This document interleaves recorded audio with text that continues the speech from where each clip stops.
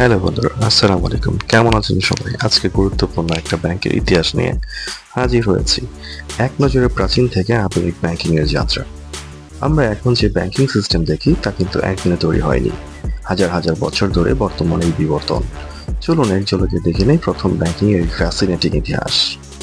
ধারণা করা হয় প্রাচীন মেসোপটেমিয়া প্রায় 2000 অব্দে প্রথম ব্যাংকিং এর ধারণা আসে।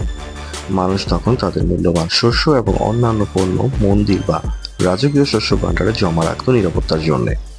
বিনিময়ে তারা পেত এক ধরনের রসিদ। এরপর আসে রোমান সাম্রাজ্য। এখানে মুদ্রা বিনিময় এবং অর্থ ধার দেওয়ার প্রচলন শুরু হয়। রোমানরা লোন দেওয়া এবং সুদের ধারণা প্রবর্তন করে, যা আধুনিক ব্যাংকিং এর একটি গুরুত্বপূর্ণ ধাপ। সত্যিকারের আধুনিক ব্যাংকিং এর সূচনা হয় মধ্যযুগীয় ইতালিতে, বিশেষ করে ফ্লোরেন্স, ভেনিস বা জেনেভার মতো শহরগুলিতে। প্রাচীন পরিবারগুলো একে অপরের কাছে অর্থ জমা রাখত, বিনিময় করা এবং লোনের যে প্রচলন তারাই শুরু করেছিল প্রথমে। 14 শতাব্দীতে প্রতিষ্ঠিত হয় ব্যাংকো ডি জেনেভিয়া বা ব্যাংক অফ ভ্যানিস। এই ব্যাংক অফ ভ্যানিসকে প্রায়শই বিশ্বের প্রথম পাবলিক ব্যাংক হিসেবে ধারণা করা হয়। এটি সরকারি ঋণ ব্যবস্থাপনার দায়িত্ব পালন করত এবং সাধারণ মানুষের অর্থ জমা রাখত।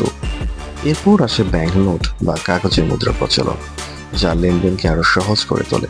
আর আজ আমরা দেখছি ডিজিটাল ব্যাংকিং এর যুগ, যেখানে এক ক্লিকেই সব কাজ করা সম্ভব। প্রাচীন শস্য ভাণ্ডার থেকে শুরু করে আজকের স্মার্ট ব্যাংকিং পর্যন্ত মানব সভ্যতার উন্নয়নে ব্যাংকের ভূমিকা ছিল অপরিসীম। কেমন লাগলো আজকে ব্যাংকিং এই সংক্ষিপ্ত ইতিহাস? আপনার কি মনে হয় ভবিষ্যতে ব্যাংক কোন পর্যায়ে যাবে? কমেন্ট করতে ভুলবেন না। আর এরকম তথ্যবহুল ভিডিও পেতে অবশ্যই চ্যানেল সাবস্ক্রাইব করবেন।